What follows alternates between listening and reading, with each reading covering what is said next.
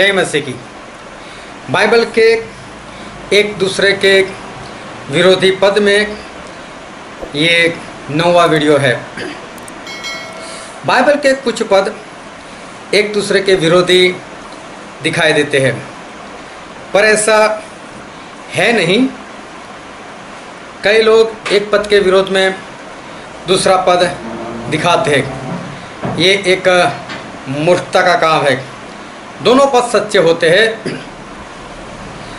अगर आप ऐसे पदों के बारे में सच्चाई जानना चाहते हो, परमेश्वर के ज्ञान में बढ़ना चाहते हो और मेरी इस चैनल पर नए हो, तो आप मेरे चैनल को सब्सक्राइब कर दो और साथ में जो बेल आइकॉन है उसको भी टच कर दो, ताकि ऐसे वीडियो की खबर आपको तुरंत मिलती रहे और आप परमेश्वर के ज्ञान में बढ़ते जाओ। वीडियो को पूरा देखना और अच्छा लगे उसे लाइक और शेयर ज़रूर करना। अगर वीडियो अच्छा ना लगे तो डिसलाइक ही कर देना, लेकिन वीडियो पूरा देखना ताकि जो सच्चाई है उस सच्चाई के बारे में पता चले। और आज का पद है यूहन्ना उसका पहला अध्याय और उसका 18 पद। वहाँ पर ऐसा लिखा है यूहन्ना 1:18 में, प्रभु यीशु ऐसा कहते हैं, परमेश्वर को किसी ने कभी नहीं देखा, एक लौता पुत्र जो पिता की गोद में है उसी ने उसे प्रकट किया। प्रभु यीशु ऐसा कहते हैं कि परमेश्वर को किसी ने कभी नहीं देखा। और जो दूसरा पद है वो है उत्पत्ति में उसका 32वां अध्याय और हम पढ़ते उसका 30 पद। उत्पत्ति 32:30। तब याकूब ने यह कहकर उस स्थान का नाम पनीर रखा कि परमेश्वर को आमने सामने देखने पर भी मेरा प्राण बच गया है। मतलब याकूब ऐसा कहते हैं कि मैंने परमेश्वर को आमने सामने देखा। प्रभु यीशु ऐसा कहते हैं कि परमेश्वर को कभी किसी ने नहीं देखा। अभी सोचो सच्चा कौन सा पद है? दोनों में सच्चाई कौन सी? प्रभु यीशु कहते हैं वो या याकूब कहते हैं वो? अभी हम इस सच्चाई के और चलते हैं और सच्चाई को देखते हैं। एक बार फिर से हम पढ़ते हैं यूहन्ना और उसका पहला ही अध्याय और उसका 18 पद। प्रभु से ऐसा कहते हैं कि परमेश्वर को किसी ने कभी नहीं देखा। परमेश्वर को किसी ने कभी नहीं देखा। हम यही देख रहे हैं कि सारे पद सच है, ये पद भी सच है, लेकिन कैसे? और हम पढ़ते हैं व्यवस्था विवरण उसका 34वां अध्याय और उसका 10 पद। व्यवस्था विवरण 34:10। यहाँ पर ऐसा लिखा है, और मूसा के तुल्य इज़राइल में कोई नबी नहीं उठा जिससे यहोवा ने आमने सामने बातें की। यहाँ पर ऐसा लिखा है कि मूसा के समान ऐसा कोई नहीं जिसके साथ परमेश्वर ने आमने सामने बात की। वो मूसा ने परमेश्वर को देखना चाहा, उसके तुल्य आज तक कोई भविष्यवक्ता इज़राइल में पैदा नहीं हुआ। अभी वो मूसा वो परमेश्वर को देखना चाहते थे और उन्होंने परमेश्वर से बोला, परमेश्वर मैं आपको देखना चाहता हूँ। और हम पढ़ते हैं निर्गमन उसका 33वां अध्याय और 18, 19 और 20। निर्गमन 33, 18 से 20। यहाँ पर ऐसा लिखा है, उसने कहा मुझे अपना तेज दिखा दे। मूसा ने परमेश्वर से कहा, परमेश्वर मैं आपको देखना चाहता हूँ, अपना तेज अपनी महिमा मुझे दिखाओ। और फिर आगे लिखा है 19, उसने कहा, परमेश्वर ने कहा मतलब मैं तेरे सन्मुख होकर चलते हुए तुझे अपनी सारी भलाई दिखाऊंगा और तेरे सन्मुख यहोवा का नाम का प्रचार करूंगा, और जिस पर मैं अनुग्रह करना चाहूँ उस पर अनुग्रह करूंगा और जिस पर दया करना चाहूँ उस पर दया करूंगा। फिर उसने कहा मतलब परमेश्वर ने कहा, तू मेरे मुख का दर्शन नहीं कर सकता, क्योंकि मनुष्य मेरे मुख का दर्शन करके जीवित नहीं रह सकता। ये परमेश्वर ने बोला कि मुझे देखकर कभी भी कोई भी इंसान वो जिंदा नहीं रह सकता।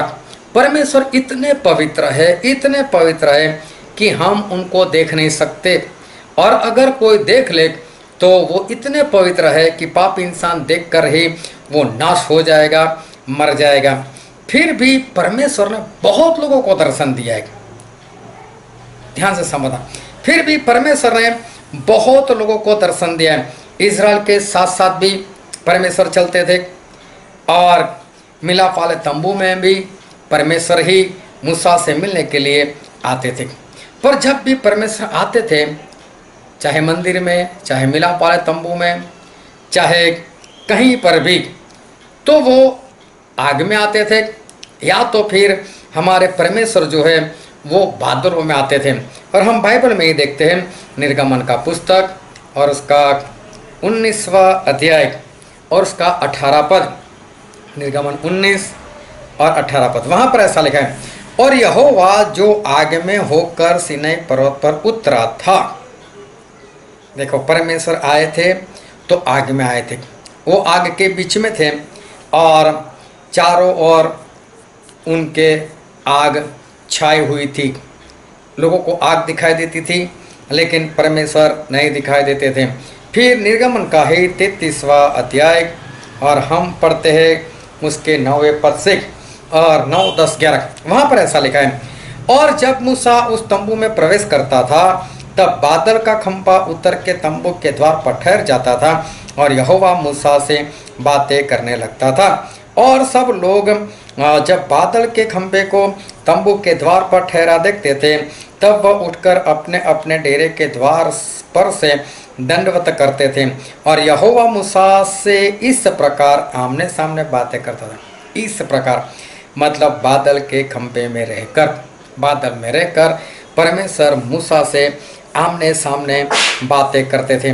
फिर हम पढ़ते हैं दूसरा इतिहास, और दूसरा इतिहास उसका 5वां अध्याय और उसका 13वां पद। दूसरा इतिहास 5 का 13।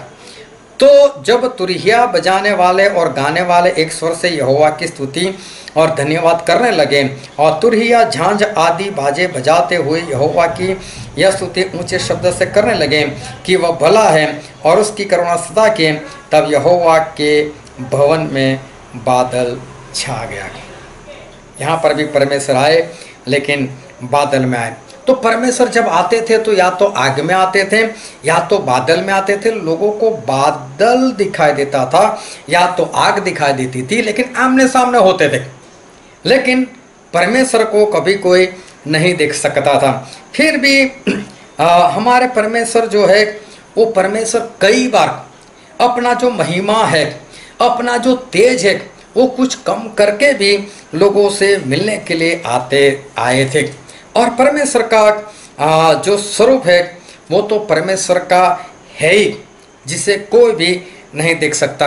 लेकिन परमेश्वर का एक स्वरूप, दूसरा स्वरूप है मनुष्य स्वरूप, जो प्रभु यीशु में हमें दिखाई देता है।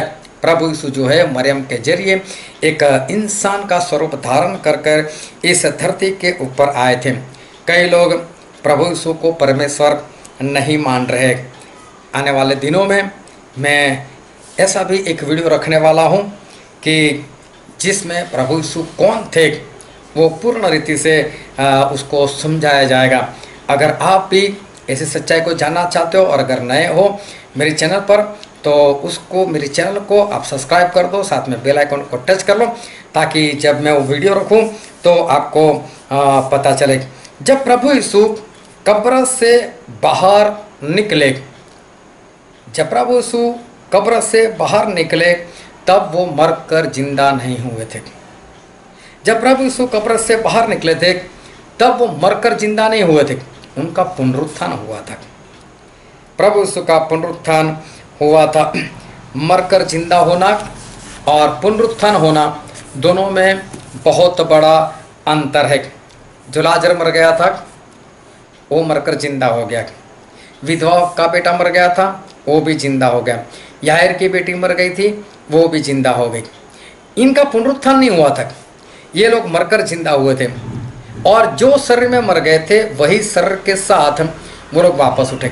लेकिन जब प्रभु यीशु मर गए तो प्रभु यीशु जो है वो मरकर जिंदा नहीं हुए, उनका पुनरुत्थान हुआ, और प्रभु यीशु का शरीर जो है वो पूर्ण रीति से बदल चुका था। पुनरुत्थान में शरीर बदल जाता है, पुनरुत्थान हो गया उसके बाद दूसरी बार मरना नहीं है। जबकि लाजर मर गए, विधवा का बेटा भी वापस मर गया, यायर की बेटी भी वापस मर गई, अब तक जिंदा नहीं है, लेकिन पुनरुत्थान होता है, उसके बाद दूसरी बार कभी मरना नहीं होता। और प्रभु यीशु का पुनरुत्थान हो गया, अब उनके लिए मौत नहीं है। तो प्रभु यीशु मरकर जिंदा नहीं हुए थे, उनका पुनरुत्थान हुआ था, उनका शरीर जो है वो बदल गया था। पहले देखना, कभी भी प्रभु यीशु बंद दरवाजे से किसी के घर में नहीं जा सकते थे, लेकिन पुनरुत्थान होने के बाद उनका शरीर कुछ ऐसा हो गया था कि वो बंद दरवाजे से भी किसी के भी घर में जा सकते थे, और उन चेलों को इसी तरह से दर्शन दिया। लेकिन फिर भी लोग प्रभु यीशु को देख सकते थे। मतलब ये जो स्वरूप था ना इंसान वाला था ना परमेश्वर वाला। परमेश्वर वाला होता तो लोग देखकर मर जाते, इंसान वाला होता तो बंद दरवाजे से अंदर नहीं आते। ये बीच वाला कोई स्वरूप जो था कि इंसान के स्वरूप से ज़्यादा महिमा वाला और परमेश्वर का जो स्वरूप है उससे कम महिमा वाला, ये स्वरूप जो था वो प्रभु यीशु ने उस बार मरने के बाद जो है वो धारण किया था। और कई बार परमेश्वर इस स्वरूप में इंसान से ज़्यादा महिमा वाला और परमेश्वर से कम महिमा वाला स्वरूप धारण कर कर कई बार परमेश्वर आते थे। और हम बाइबल में ही पढ़ते उत्पत्ति का पुस्तक और उसका 18 अध्याय और उसका 1 और 2 पद, वहाँ पर ऐसा लिखा है कि इब्राहिम मामरे के बांजों के बीच कड़ी धूप के समय तंबू के द्वार पर बैठा था, तब यहोवा ने उसे दर्शन दिया। परमेश्वर ने अब्राहम को दर्शन दिया और उसने आंख उठाकर दृष्टि की तो क्या देखा कि 3 पुरुष उसके सामने खड़े हैं। 3 पुरुष को अब्राहम ने देखा, देख सकते थे। यहाँ बादल नहीं था, यहाँ आग नहीं थी, लेकिन वो देख सकते थे। उनको घर पर भी बुलाया गया, उनको खाना भी खिलाया गया, और परमेश्वर ने इस स्वरूप में, मतलब जो इंसान वाला शरीर है उससे ज़्यादा महिमा वाला और परमेश्वर का जो स्वरूप है उससे कम तेज वाला स्वरूप धारण करके हमारे परमेश्वर ने अब्राहम को दर्शन दिया। और उत्पत्ति में ऐसा लिखा है, उत्पत्ति उसका 32वां अध्याय, तो परमेश्वर को किसी ने भी उनके अपने स्वरूप में कभी भी किसी ने नहीं देखा। देखा है तो बादल में, देखा है तो आग में, या तो कुछ समय के लिए परमेश्वर किसी के पास वो स्वरूप धारण कर आए थे जो इंसान से ज़्यादा तेज वाला था और परमेश्वर से कम तेज वाला था, जिसके कारण कुछ लोग परमेश्वर को देख सके, लेकिन वो परमेश्वर का संपूर्ण स्वरूप नहीं था। और जब हम उत्पत्ति पढ़ते उसका 32वां अध्याय, और वहाँ याकूब ऐसा कहते हैं उसके 30वें पद में, तब याकूब ने यह कहकर उस स्थान का नाम पनीएल रखा कि परमेश्वर को आमने सामने देखने पर भी मेरा प्राण बच गया। अभी बहुत ध्यान समझना कि याकूब ऐसा कहते कि मैंने तो परमेश्वर को देखा, और वो बोलते हैं आमने सामने, और सही में परमेश्वर याकूब से मिले भी, आमने सामने भी मिले। ना तो वहाँ आग थी ना तो वहाँ पर बादल था, लेकिन ये घटना जो है वो उसको हम बारीकी से हम देखते हैं। और उत्पत्ति उसका 32वां अध्याय और हम पढ़ते 24वें पद से, और याकूब आप अकेला रह गया, तब कोई पुरुष आकर पह फटने तक उससे मलयुद्ध करता रहा। ऐसा लिखा है, याकूब अकेले रह गए, तब कोई पुरुष आकर पह फटने तक, मतलब सुबह होने तक मल्लयुद्ध करता रहा, मतलब रात का वक्त तक। ऐसा यहाँ से पता चलता है। जब उसने देखा कि मैं याकूब पर प्रबल नहीं होता, तब उसकी जांघ की नस को छुआ, सो याकूब की जांघ की नस उससे मल्लयुद्ध करते ही करते चढ़ गई। तब उसने कहा मुझे जाने दे, क्योंकि भोर हुआ। याकूब ने कहा जब तक तू मुझे आशीर्वाद न दे तब तक मैं तुझे जाने न दूंगा। देखो अभी तक सूरज नहीं निकला था, अभी भी अंधेरा था, और याकूब ने परमेश्वर को देखा लेकिन पूर्ण अंधेरे में, स्पष्ट कुछ भी नहीं। इतना पता चला कि कोई इंसान है बाकी और कुछ ये जो याकूब है उन्होंने देखा। वीरान जगह थी, रात का वक्त था, स्ट्रीट लाइट उस जमाने में नहीं थी, इसलिए सही में याकूब जो है उन्होंने पूर्ण रीति से परमेश्वर को नहीं देखा। लेकिन फिर भी परमेश्वर अंधेरे में थे तो सही। और फिर जिस तरह से हमने निर्गमन में पढ़ा, एक बार फिर से हम पढ़ते हैं निर्गमन और उसका 33वां अध्याय, और हम पढ़ते उसका 9 पद। वहाँ पर क्या लिखे, और जब मूसा उस तंबू में प्रवेश करता था तब बादल का खंभा उतर के तंबू के द्वार पर ठहर जाता था और यहोवा मूसा से बातें करने लगता था। उस बादल के खंभे से, बादल के अंदर रहकर परमेश्वर मूसा से बात करते थे और मूसा को परमेश्वर दिखाई नहीं देते थे। और सब लोग जब बादल, और आगे पढ़ते हैं 10वां पर, और सब लोग जब बादल के खंभे को तंबू के द्वार पर ठहरा देखते थे तब उठकर अपने अपने डेरे के द्वार पर से दंडवत करते थे और यहोवा मूसा से इस प्रकार मतलब बादल के खंभे में रहकर आमने सामने बातें करता था। मतलब आमने सामने, तो आमने सामने देखने का मतलब ये नहीं कि जिस तरह से आप वीडियो में मुझे देख रहे हैं और मैं आपको भी देख सकता हूँ, चाहे वीडियो में नहीं, लेकिन अगर आप मेरे सामने आओ तो मैं देख सकता हूँ। उस तरह से मूसा ने परमेश्वर को नहीं देखा। और इसी तरह से याकूब भी कहते हैं कि मैंने आमने सामने देखा। तो उनका मतलब कहने का ये नहीं कि पूर्ण स्वरूप में और पूरे प्रकाश में मैंने परमेश्वर को देखा, नहीं। प्रकाश में परमेश्वर को याकूब ने नहीं देखा, लेकिन लिखा है कि आमने सामने, तो मूसा के वक्त भी लिखा है इस प्रकार आमने सामने परमेश्वर मूसा से बातें करते थे। तो प्रभु यीशु कहते हैं कि किसी ने भी परमेश्वर को नहीं देखा, वो बात सही है। साथ में याकूब भी कहते हैं मैंने आमने सामने देखा, तो उनके कहने का मतलब है कि वो मेरे सामने ही थे, हमने एक दूसरे को छुआ है, लेकिन वो अंधेरा था और अंधेरे में याकूब को कुछ भी सही से नज़र नहीं आया। अभी समझो किसी को आप मिले और अंधेरे में मिले, पर बोलेंगे तो सही ना कि हम मिले, चाहे अंधेरा तक स्पष्ट स्वरूप नहीं दिखा दिया, लेकिन आपने हो सकता है आवाज़ से पहचान लिया, तो हम बोलेंगे कि हाँ मुझसे मिला। वैसे ही याकूब भी बोल रहे कि हाँ मैंने परमेश्वर को देखा, लेकिन वो अंधेरा था। सच में जिस तरह से हम एक दूसरे को देख सकते हैं, ऐसे उन लोगों ने एक दूसरे को नहीं देखा। तो दोनों पद सच्चे हैं और दोनों पद ऐसे सच्चे ही होते हैं।